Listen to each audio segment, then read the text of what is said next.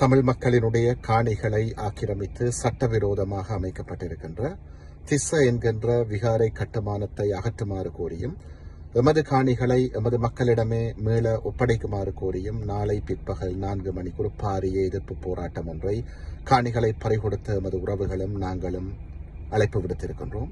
இதற்கு தாயக தமிழ் மக்கள் பெருவாரியாக வந்து உங்களது பரிபூரண ஆதரவை தர வேண்டும் என்று கேட்டு நிற்கின்றோம். ஏனென்றால் வடமாகாண ஆளுநர் முதல் ஒரு சில கோமாளித்தனமான பாராளுமன்ற உறுப்பினர்கள் வரை ஜேவிபியினுடைய உறுப்பினர்கள் உட்பட அத்தனை பேருமே இந்த காணிகளை சட்டவிரோதமாக ஆக்கிரமிப்பதற்கு முண்டு கொடுத்து கொண்டிருக்கின்றார்கள். இவர்களுக்கு நாங்கள் எமது செய்தியை தெளிவாக நாளைக்கு வழங்க வேண்டிய ஒரு தேவைப்பாடு இருக்கிறது. அல்லது இத்தகைய காணி ஆக்கிரமிப்புகள் வடகிழக்கெங்கும் விஸ்வரூபம் எடுக்கும், எமது அடையாளங்கள் மண் பறிபோகும். நாளைக்கு எதிர்காலத்தில் தமிழன் என்ற ஒரு இனம் இந்த நாட்டிலே வாழ்ந்ததற்கான எச்சங்களையும் துடைத்து முற்றாக அழித்து விடுவார்கள்.